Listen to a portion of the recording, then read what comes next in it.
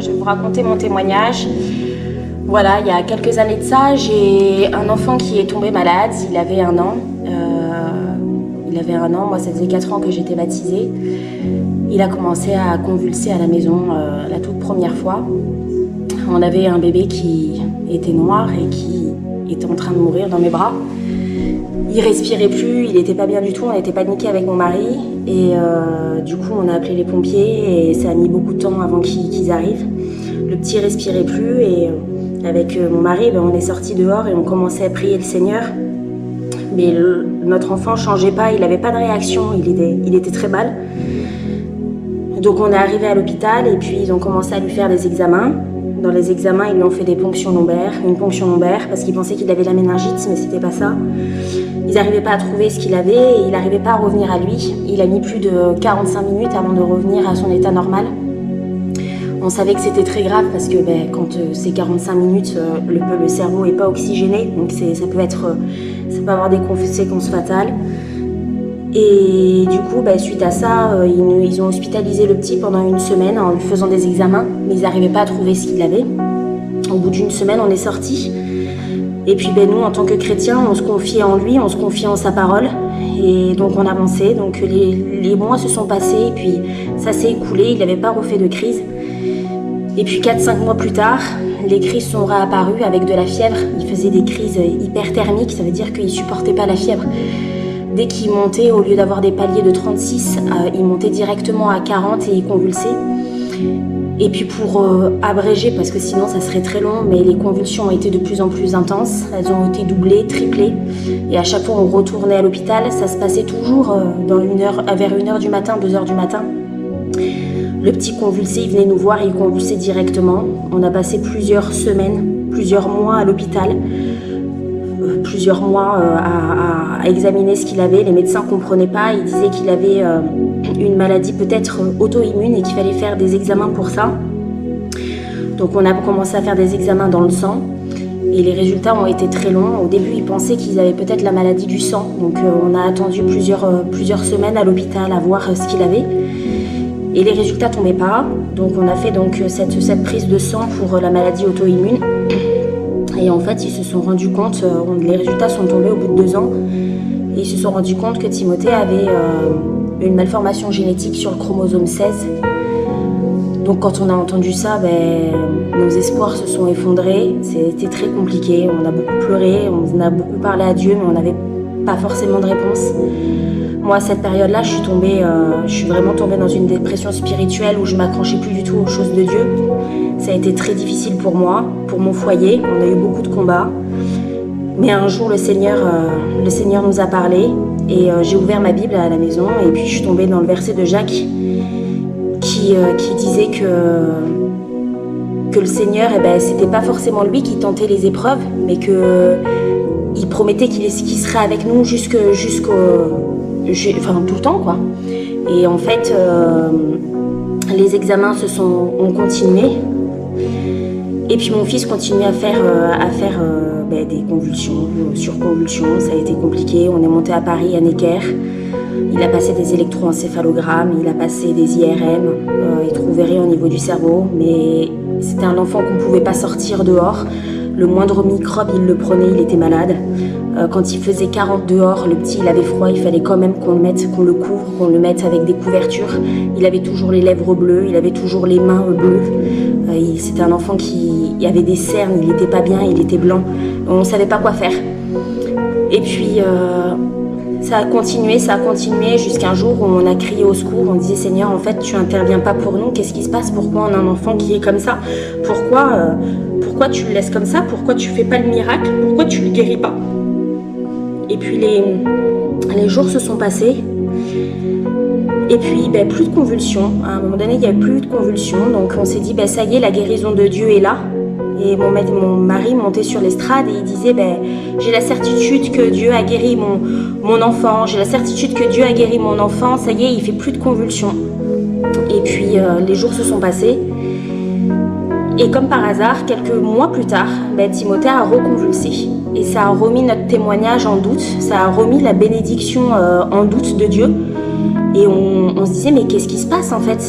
Seigneur, on proclame que tu as la guérison sur notre enfant, mais en fait, elle n'y est pas. Le petit, il continue à convulser, le petit, il est à l'hôpital, c'est toujours la même chose, c'est toujours les mêmes gestes qu'on doit faire, qu'on doit appeler les pompiers en pleine nuit, qu'on doit partir, qu'on doit passer des semaines à l'hôpital à savoir ce qu'il a, et on voit pas ta gloire. Et puis des serviteurs sont venus prier pour le petit et ils nous ont dit, vous savez, le miracle il est instantané, mais la guérison, elle est avec du long terme. Et il faut le croire que le Seigneur va guérir votre enfant. Et je me suis faite à une raison, et puis un pasteur m'a dit, le pasteur fils m'a dit, Gégé, tu devrais lire la Sunamite. La Sunamite, ça va te parler. Et puis j'ai lu la Sunamite, et puis c'est vrai que la Sunamite, c'était une femme de persévérance qui s'est confiée à Dieu jusqu'au bout pour son enfant qui était malade.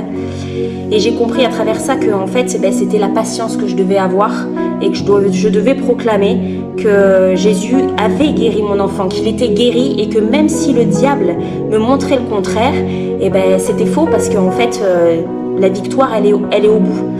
Et puis donc on a continué, malgré ça à prier. Il y a 2 ans de ça, Timothée a refait une convulsion. Ça a été compliqué, on s'est demandé qu'est-ce qui allait se passer, et puis la convulsion a été très forte. Ça a été un dimanche, j'ai demandé à mon mari en fait de rester à la maison parce que Timothée elle est pas bien du tout, donc il a convulsé, on est reparti à l'hôpital et ça nous a mis un coup parce que c'était juste avant les fêtes de Noël, on n'était pas bien, on n'avait pas le cœur joyeux. Et puis les jours se sont passés, il n'a pas refait de crise derrière, alors que d'habitude c'était toujours doublé. Et puis l'année s'est passée, et il y a 1 mois de ça, Timothée a refait de la fièvre à la maison, et alors que c'était l'école le matin, et je regarde le petit, et le petit n'avait pas de réaction, il ne me répondait pas, c'était l'heure qu'il se réveille, et puis il ne se réveillait pas. Donc je l'ai un peu secoué, le petit s'est réveillé, il somnolait, et je l'ai pris dans mes bras, et le petit était bouillant. Et j'ai pris tout de suite sa température, et le petit il avait 40,5. Et j'étais tétanisée parce que je sentais que la crise allait arriver. Et moi, je sais que je le proclame. Quand on proclame quelque chose, en général, ça se passe. Donc j'appelais directement mon mari, et mon mari m'a dit, Gégé, tu chasses toute pensée négative de ton esprit, et tu mets la parole de Dieu dans la maison, et tu commences à prier le Seigneur. Et donc j'ai commencé à prier, et j'ai mis la parole, et je suis tombée sur Matthieu, et Matthieu qui parlait d'un enfant justement qui avait de la fièvre. Et donc ça m'a fait du bien dans mon cœur. J'ai continué à prier, j'ai donné du Doliprane à mon fils. Je savais que le Doliprane n'avait pas beaucoup de réaction sur lui.